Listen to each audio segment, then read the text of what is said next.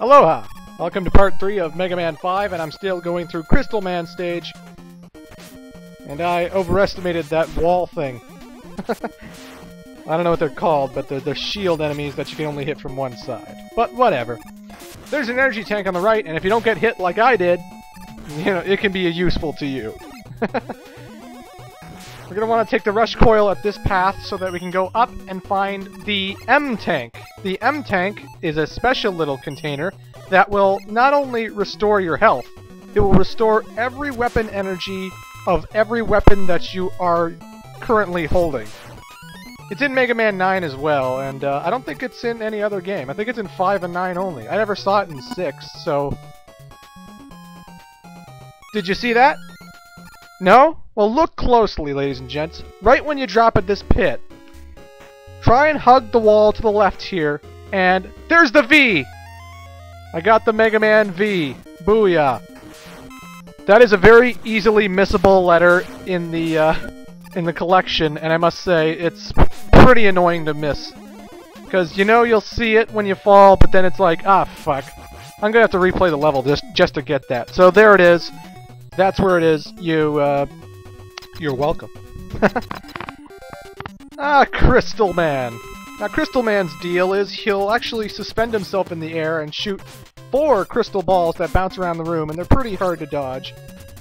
They're slightly hard to dodge. Okay, I'm getting hit constantly, so yes, they are hard to dodge.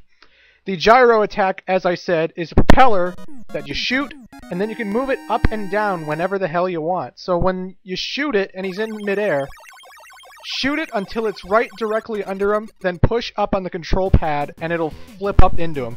I love the gyro fan, it's really fun to use. And Crystal Man goes down just like that.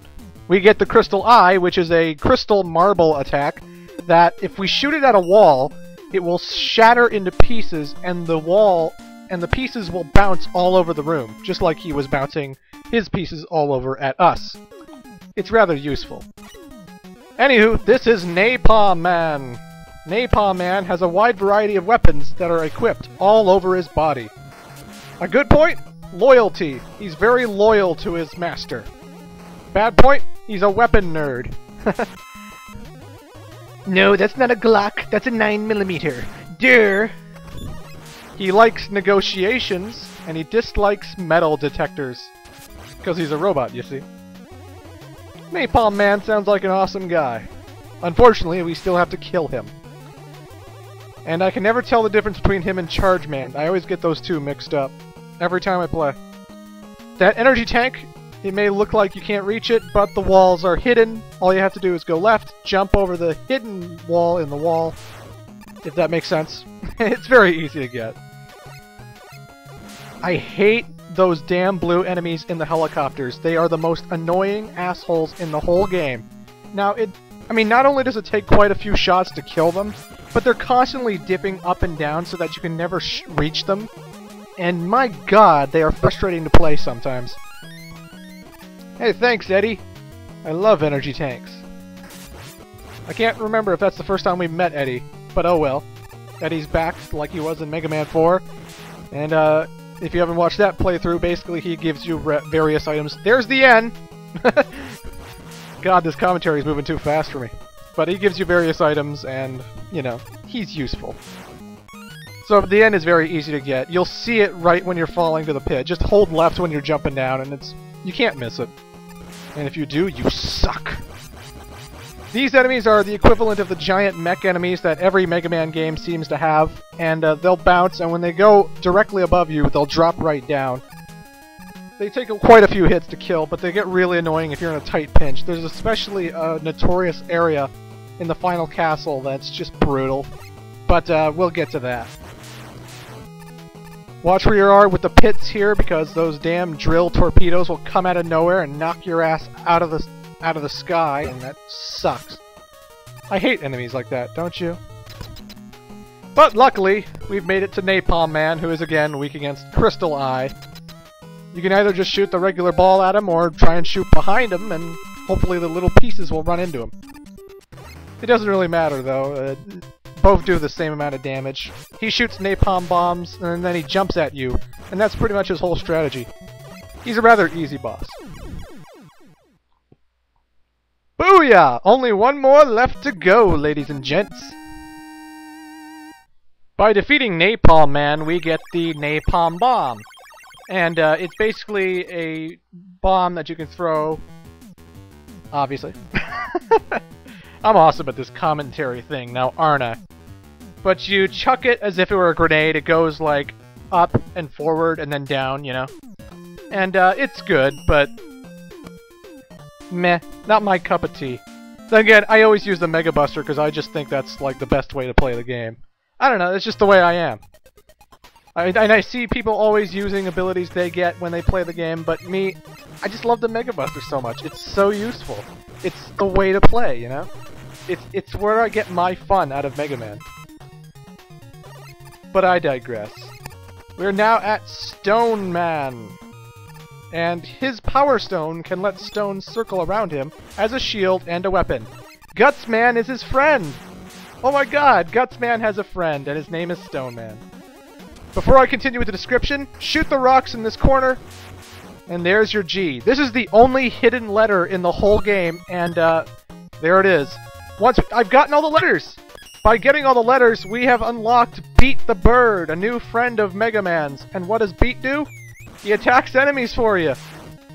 You don't even have to, like, push anything. He just does it on his own. Sometimes he won't do it on his own, and he'll just choose not to or when to attack. So, I wouldn't rely on Beat too much, but, you know, it's good to have him. And he's good for the final boss, but we'll get to him later. So, yeah, Beat.